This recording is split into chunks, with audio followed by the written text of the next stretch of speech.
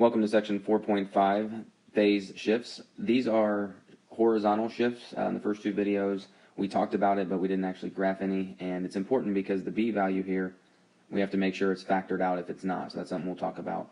Everything else stays the same. Your D is your vertical translations. Your A still represents your amplitude. And then the B, it's going to help us find the period and the interval. But remember, we have to factor it out. And then the C represents the horizontal shift, which is our phase shift that we'll talk about today once we do factor that B out. So in the first example, you can see that right here, we have a number that is with the X value. So we have to factor that value out. Now, it's not a 2. It's a 1 over 2, so it's a 1/2. So we need to rewrite the equation as y equals 2 sine, and we factor the 1/2 out. Now, remember, when we factor things out, if I had 2x plus 4, and you had to factor the 2 out, what are you doing? Well, when you factor things out, you're dividing, because when you do it the other way, you're multiplying. So each of these gets divided by that 2, and you're left with x plus 2.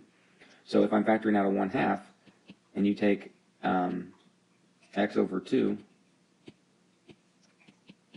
and you divide it by that 1/2, the 2's cancel, and you're just left with an x. So same thing, if you have a pi over 2, and you divide by what you're factoring out, which is a 1/2, the 2's cancel, and you're just left with pi. So that's how you factor fractions out, because I know we're not used to necessarily factoring fractions out when we do some of the other things. So now that we have it in the form that we want it, we can start labeling the things that we know. We know that the amplitude is 2. The period comes from, since we're doing a sine function, it's 2 pi normally, but you divide it by the b value of 1/2. So if we divide by 1/2, that's the same thing as multiplying by 2 over 1. So it takes the graph 4 pi to repeat. That's one cycle. Your interval, you want to break that up into 4 parts. Divide by 4, you get pi. We have no reflection. Vertical translation, we are going to shift up 1 unit. And now we also have our horizontal shift. Don't look at the original. We had to factor out the 1/2, so we have to look at this C value, which is pi. And since it's x minus pi, that means C is greater than 0, so we will go pi units to the right. Okay, now that's really the only new thing in terms of what we've been working on. So we're going to go ahead and set the graph up. We have our intervals here. We're going to break them up into 4s, and I'm going to go both sides on this one. Maybe add a little extra here. So the intervals are pi. So we'll just add pi every time to get our next interval. And we can also go to the left as well. The y-axis, I'm just going to go up by 1s. We are shifting up, and our amplitude is 2. So kind of keep that in mind as you're labeling. So I think I have everything labeled. Just like before, we're going to go up 1 unit. So we want to kind of recreate this line of sight here where our new kind of middle of the graph is shifted up 1 unit. Now also, we're going to do a horizontal shift to the right. So that's 1 interval over. So once again, we're going to kind of draw in, not a vertical asymptote here. This is really, once again, just to get us back to that main part of the graph where we know where we're starting in terms of sine starting at the maximum point. So once again, that kind of gets us to that middle point there. So we know originally our sine graph starts at the max, starts in the middle, goes to the max, middle, min, and middle. So we want to keep that same graph based on what we have. But instead of starting here at the origin, since we shifted right and up, we're now going to start in that middle right there. That's the middle of our graph. So there's no reflection. The amplitude is 2, so we're going to go up 2 units to the max, down 2 units to the middle, down 2 units to the min, up 2 units to back to the middle. And then I'm going to go to the left. That's 1 period. I'm going to go to the left from the middle on this one. So we're at the middle. We're going to go down to the min here on the y-axis, back to the middle, max, middle. And that will give me 2 periods of the graph.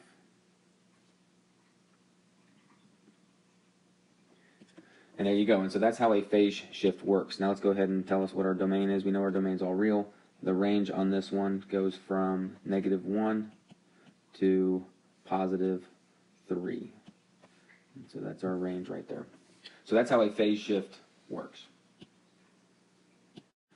All right, not a bad idea to pause the video right now and try to do this one on your own. This is the last one we're going to do where we have to factor something out and deal with that phase shift again. Okay, so we have y equals cosine. There's a 2 that has not been factored out, so we need to factor the 2 out. So 2x divided by 2 is x, and then pi, if you divide that by 2, it's just pi over 2, so this would be plus pi over 2. And you can think about, what if I had to distribute the 2 back in? Well, that'd be 2x times 2 pi over 2, which is just pi. So just make sure that you're factoring that out correctly when you go and do that. And now we're left with the minus 2 at the end. So we have our A, or sorry, that's not our A. The A's out here. So this is A, the B, the C, and the D. There's those 4 values that help us do the transformations. So the amplitude is 1, which means it hasn't changed from the parent function. The period, once again, is 2 pi divided by B. In this case is 2, so your period is pi. Interval, divide that by 4. Once again, no reflection. Vertical translation, we are going down 2 units. And the horizontal, we are going to the left, pi over 2. So let's go ahead and mark our graphs. Once again, we're going to cut these into intervals of 4. And our intervals are pi over 4. So think of that as 1/4. Next one would be 2/4, which is pi over 2. 3/4, and 4/4. And then we could keep going. We could do 5/4, 6/4, and so on. And then you can also go in the other direction. Y-axis, don't forget to label that as well. We're just going to go up by units of 1. And same thing on the other side. Okay, kind of got everything marked off. Let's look at our vertical translation. It's down 2. So we're going to change, once again, that line of sight where the middle of the graph is. So remember, we're looking now at the middle of the graph, down 2 units.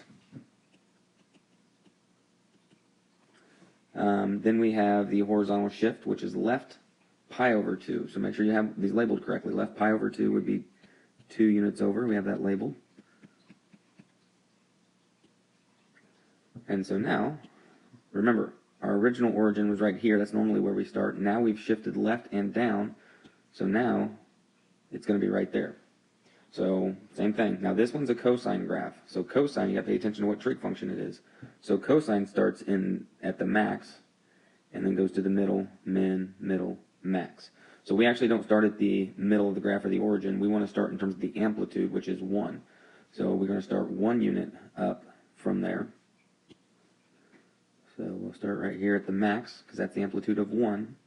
And then you're at the max, so you'll go to the middle, which is down 1, the min, up, down 1 again, back to the middle, back to the max, and we'll keep going. Middle, min, middle, max.